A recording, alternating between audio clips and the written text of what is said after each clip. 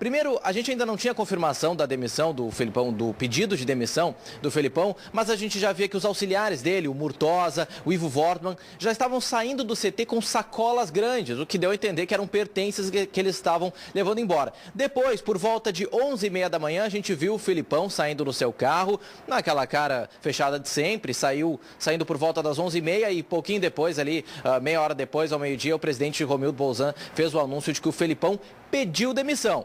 Mas aí o presidente do Grêmio foi questionado sobre o caso de a direção ter que demitir caso o Felipão não quisesse sair por conta própria. E o presidente Romildo disse que se fosse necessário, a direção do Grêmio também demitiria se achasse que fosse o caso, Meneghetti. Em seguida você volta daí do CT Luiz Carvalho. Agora tem o seguinte, Ribeiro, na tua tese, tá? Se é verdade que o Felipão pediu demissão, depõe contra a gestão Bolzan, porque daí a gestão Bolzan não fez nada.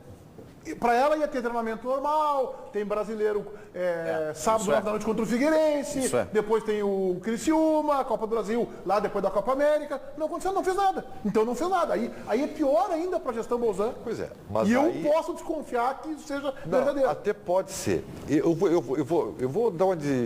vou preferir acreditar, tá, que nós somos usados, construímos um ambiente horrível de pressão, sabe? Que o Felipão, então tá, não me querem, eu vou me embora e tal. Vou acreditar que foi assim em conjunto, tá? A direção construiu esse clima porque não queria mais o Felipão e aí o Felipão, né, acabou tomando também essa iniciativa. Fica assim, as duas partes participaram. Tu sabe como é que foi a história? Sabe como é que foi a história? Ontem ficou definido que o Felipão estaria fora do Grêmio, tá? E aí, a conversa ocorreu hoje pela manhã. O presidente ligou para o Felipão, olha, Felipão, eu quero conversar contigo. O presidente o Felipão abriu a porta, o presidente, Felipão, vou aceitar a tua saída. O Felipão não tinha nem falado nada. Eu acho que essa linha aí é... conversa para boi dormir.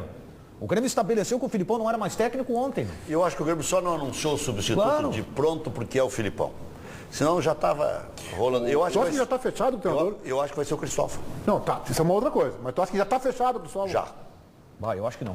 Eu tô de... Olha, o REC em termos de informação é complicadíssimo, mas eu... Não, mas só tem uma coisa... para mim é só suspeita, não tem nenhuma informação.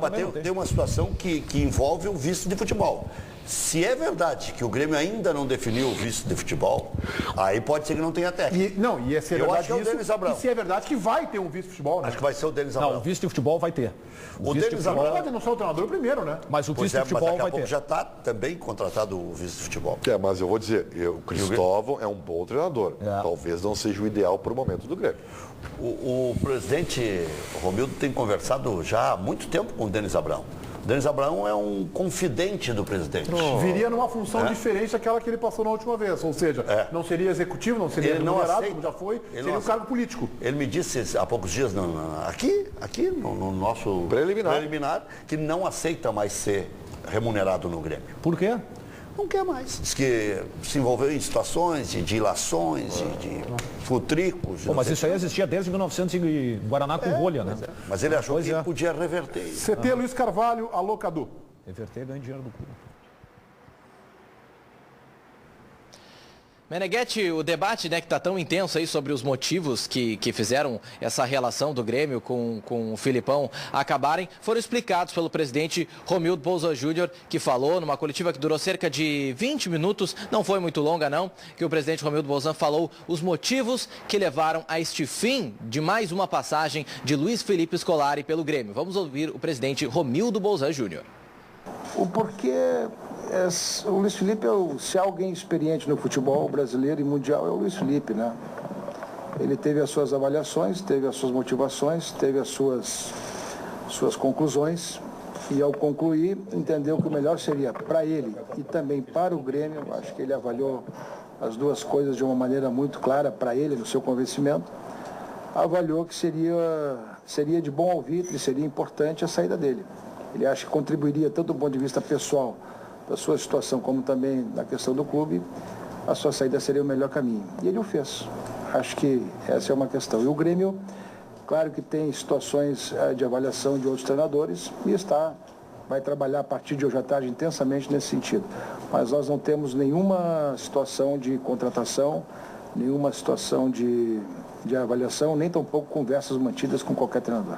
Eu acho essa é uma questão extremamente importante, porque eu tenho absoluta convicção que o elenco do Grêmio, ele dá muito mais do que propriamente deu, pelo menos nesse início de campeonato. E dá muito mais do que deu também no final do Campeonato Brasileiro do ano passado. Ele esteve numa posição, chegou a estar próximo ao final, a terceira colocação, principalmente depois daquela vitória do Grenal e depois daquela vitória sobre o Criciúma, ele esteve numa posição de terceiro lugar. E o Grêmio fez uma política de renovação, de reestruturação de plantel. E no primeiro momento parecia difícil, mas chegamos à final do Campeonato Gaúcho, como, no determinado momento, até mesmo como favoritos. A estruturação tática do Grêmio e a recuperação que se deu durante a competição, durante o campeonato, foi uma reestruturação saudada.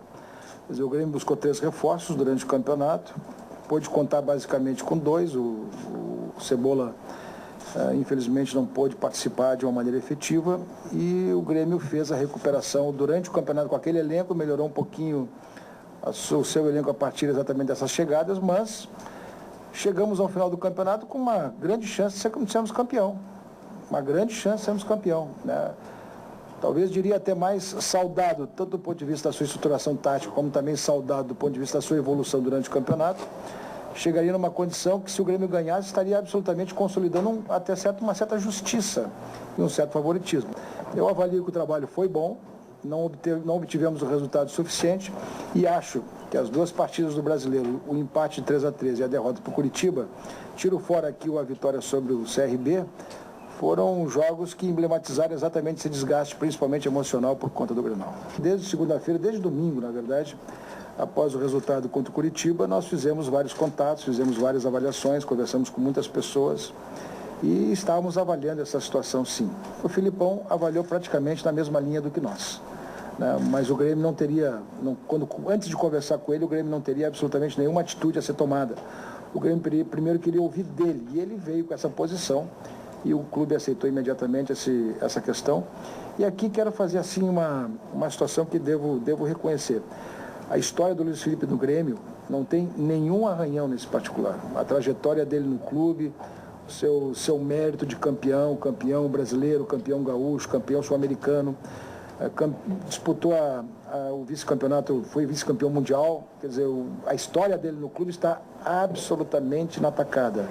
Até que ponto houve algum tipo de desgaste com os jogadores internamente, que também, dentro desse contexto de desgaste emocional do Grenal, inviabilizaram a permanência dele e ele acabou por tomar a iniciativa de sair? Olha, o que eu quero te dizer? Eu vi nos jogadores agora, tivemos uma conversa com todo o elenco, e depois da conversa, depois da despedida do Filipão, e vi no elenco também exatamente uma certa frustração.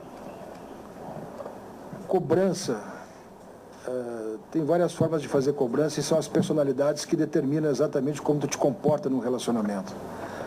Tem gente que cobra mais duramente, tem gente que cobra mais sanguineamente. Outras pessoas não aceitam tão bem isto. E outras pessoas o fazem de forma diferente. Têm mais paciência, têm mais conversa, têm mais capacidade de harmonizar o relacionamento a partir exatamente de conversas e a partir de sintonias. Eu não sou julgador de ninguém. Eu não posso julgar comportamentos nem de quem o faz, nem de quem o sente, porque cada um reage de uma maneira diferente. O que nós temos que respeitar aqui são as individualidades. O Filipão é um homem vitorioso com essa característica. Deu certo aonde passou. Foi um sucesso, um case no futebol mundial. Se ele teve sucesso assim, as suas razões e a sua personalidade eu tenho que respeitar. Não sou eu que vou moldar a sua personalidade. Então eu entendo e respeito esse tipo de comportamento. E não vi no grupo de jogadores nenhum ressentimento, nenhuma situação que pudesse caracterizar isso como uma quebra de confiança ou então uma situação de relacionamento desgastado por conta desse comportamento. Eu acho que todos nós, uma vida inteira, nos acostumamos ao Filipão, exatamente o Filipão cobrador. Reveladora a entrevista. Primeiro ponto, ele está dizendo que ele esperava mais do Grêmio neste ano e mais do time do Grêmio no ano passado. Isso está jogando na conta do treinador. Não sei se vocês vão concordar. Ele estava esperando mais. Segundo, esse aspecto aí. Aí o nome do Cristóvão fica reforçado. Ele foi perguntado, foi a pergunta do Cadu, como é que o grupo de jogadores reagiu, se havia algum tipo de desentendimento. E ele por conta dele, o presidente Romildo falou do perfil Filipão de cobrar. Ontem o João Batista informou aqui nessa tela de que a relação do Filipão com o grupo de jogadores estava arranhada, estava atritada, estava em rota de colisão. O presidente fez a defesa sem ter a pergunta se havia algum tipo de atrito. E aí reforça o nome do Salvo Borges, que a gente sabe tem um outro perfil de comando. Eu achei do diálogo. Eu achei interessante essa entrevista do presidente porque ele usou a justificativa de quem tivesse demitido o treinador para dizer que o treinador pediu para sair. Perfeito. Estranho. Leitura é essa. Toda a justificativa, todo o discurso foi esse. Do porquê estava demitindo, mas depois disse que quem pediu para sair foi o Filipão. E o Meneghetti abriu o programa dizendo, né, convidado a se retirar. Convidado a se pedir demissão. A informação é essa. A informação é essa. O Grêmio dispensou o Filipão. Nos últimos 5 Grenais mais recentes, ele perdeu o primeiro de 2-0, ganhou o segundo de 4-1, empatou 2 em 0-0 e perdeu por 2-1 para o Internacional. Então ele ganhou perdeu. Empatou 2 e perdeu 2. O Filipão foi demitido da seleção brasileira? Foi demitido. Foi. Um domingo de noite. Depois do presidente Marinho querer... Mas o Filipão achava que iria continuar, vocês não lembram disso? É verdade. Ele achava que depois, quando ele achou que ia continuar. Não, mas porque o presidente Marinho chamou antes do jogo contra a Colômbia para renovar o contrato, depois que o Brasil passou pelo Chile. Aí me vem o Parreira com a carta da Dona Lúcia, virou aquele pastel. Né? A Dona Lúcia. Ô, Cadu, aí no CT, brilhante trabalho. Você vai ficar de plantão aí nos próximos 2, 3 dias, né? Porque a gente não sabe o que vai acontecer com o Grêmio. Bom almoço, bom descanso, Cadu. Macias. Obrigado, Meneghetti. Vamos ver quem vai ser o próximo treinador que será anunciado aí, provavelmente nos próximos dias. Por enquanto, nenhum nome. E vamos aguardar aí também o treinamento da tarde, às 13h30 aqui no CT, onde James Freitas vai comandar o treino como treinador interino aqui no Grêmio. Meneghetti. A tendência é que não seja hoje, até porque alguém disse aqui, eu acho que foi o REC, de que vamos esperar o Filipão e tal, aquele negócio. Anunciar o técnico hoje é porque contratou ontem, né? Vamos combinar aí. Vai ser isso aí ao longo de quinta-feira, sexta-feira. Agora vê que envolve até as divisões de base. O Filipão botou um bruxo nas divisões de base. Não que não seja competente o Luciano Dias. Ele é competente. Ele é competente. O Foguinho. Foi zagueiro. Boa pessoa, bom técnico, fez sucesso no interior de São Paulo, fez sucesso recentemente no Cuiabá. Tem algum traquejo com as divisões de base, mas demitiu o Júnior Chávari, que fez um trabalho de base, no entender de muitos, inclusive do Quitolina, do próprio Rui Costa, muito bom. De buscar jogadores, de encontrar. Tanto que o São Paulo contratou o Júnior Chávari, assim que o Grêmio demitiu. João Batista. Muitas participações sobre a questão do Chico Garcia e sua defesa ao Renato Portaluppi. Como, por exemplo, aqui, o Matheus está dizendo Renato já. Com ele, vamos para a Libertadores. O Luiz, Chico está certo. Renato é motivador e é mais técnico. Está mais técnico do que Filipão. André Pires está dizendo Renato na coletiva. Podem anotar aí. Meu time é Douglas e mais 10. O William está dizendo que o Chico Garcia só falta bater no resto da bancada por conta do Renato. O Ricardo está dizendo que o Renato retranca e joga por uma bola. Não mata a torcida do coração, Chico. O Tyson está dizendo que pela primeira vez está gostando da participação do Chico no programa Os Donos da Bola. O Nelson está te cornetando, dizendo que tu é assessor do Renato. E por aí vai. Eu termino com o Tiaguinho, que está dizendo que quer o Renato como sogro e não como treinador, Chico. Tá bem, também é aceitável. Tampão. Eu não consigo enxergar o Renato como definitivo. O Chico é assessor do Renato e vou dizer mais, vou fazer uma revelação, bem remunerado, viu? Tá na conta e é muito bem remunerado. Bogado, tudo bem? 4h15, Brasil Urgente aqui na Band. 4h15, Brasil Urgente aqui na Band, e você vê um mistério nas águas do Guaíba. Durante a construção da nova ponte do Guaíba, o barco da empreiteira responsável pela construção esbarrou nesse carro. Um Uno de 2012. Ele recebeu um BO, foi feito um BO de roubo desse veículo e ele foi encontrado, provavelmente há 3 anos, pelo estado que ele está, dentro do Guaíba. A 4ª delegacia está investigando os detalhes, a gente vai saber às 4h15 na tela da Band.